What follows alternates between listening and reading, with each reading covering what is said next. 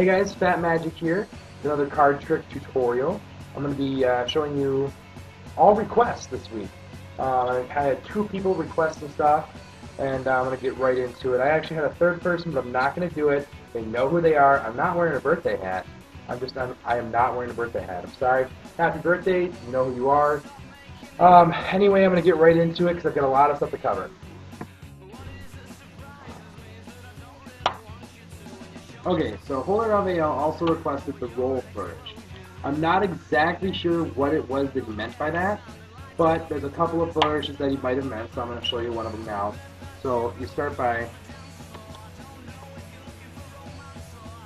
Okay, how this is done.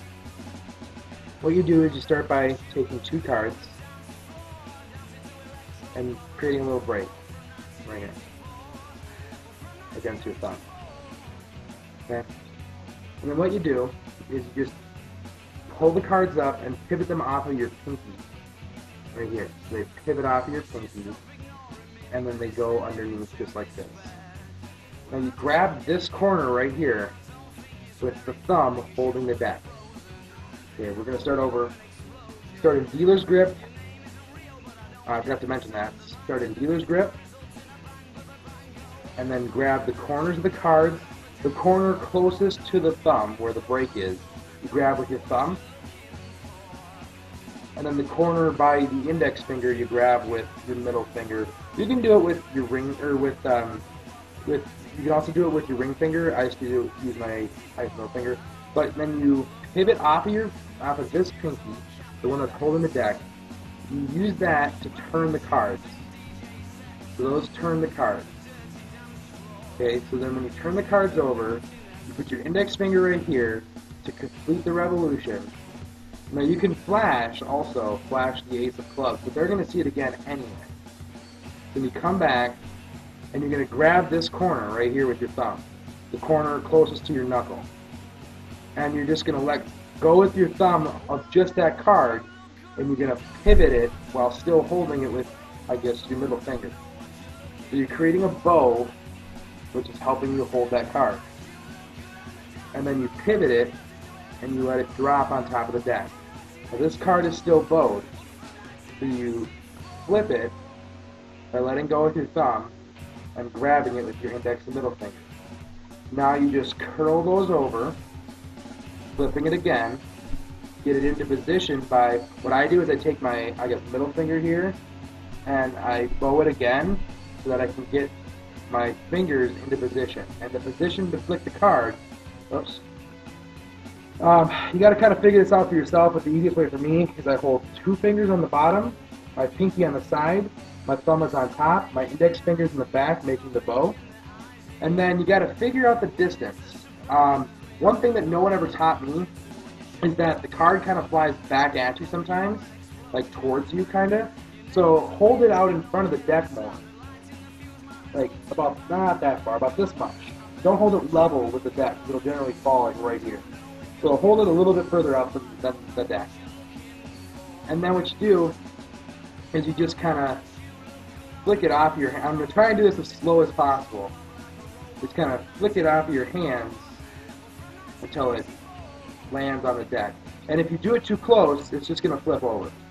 If you do it too far away, it's going to flip in the air once, and then it's going to flip one more time. So you got to figure out your distance, okay? So I'm going to do it slow again. Oh, that was too slow. Alright, Holy Rafael also requested a roll flourish on top of the deck. I'm going to show you a couple of coin flourishes, really simple to do, okay? What you do is start by grabbing a coin. Now, this is called the retention vanish. What you do is you just take it and you vanish the coin.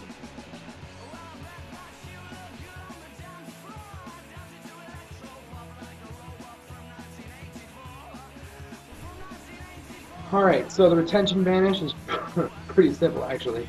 All you do is, I'm going to do this from an exposed view. Well, there you go, that's better exposed view. What you do, there, that's the best exposed view I guess. What you do is you show them the coin and you hold it like this with one finger. Okay? You keep your middle finger really close though. Now, when you put it in your hand, You pretend like you're putting it down. That's what it would look like if you were to put it down. Okay? So if you're putting it down, pull it away, and look at how your hand looks. Actually put the coin down, pull it away, and look at how your hand looks. That's how you want to hold your hand after the retention vanish. Okay? So, what you do is you just go like this, and then at the last second, you pull your middle finger, in, and pull that coin and drop it into your hand. Now you can do a finger palm, you can do a regular palm. What I did was I sleeved the coin really quick. That requires quite a bit more practice. But what you do is you just like that, and it goes right there. So you have to practice holding the coin, and then at the last second, putting it onto your middle finger and dropping it into your hand. And you can hold your hand pretty natural after that, because even if you hold it out like this, as long as you don't flash too much, you can actually be doing stuff. Or you can pull your hand on the side for a second and put it in your pocket. Or if you got a coin clip, I use a coin clip sometimes. A coin clip can just be, just a paper clip, Doesn't matter. So again, you hold the coin and then you put it away. And you pretend like you're grabbing it. You close your hand all the way. Okay? So it's really in this hand. So again. And then from this angle, it really looks like you put it in there. And then you can put it down to your hand, or you can take your hand and wipe it, and there you go. So that's the coin flip.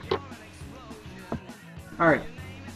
So now what I'm going to show you is for Drill Bit Tailor. I'm going to show you how to take one card and cut the corner off, and then place it in the deck.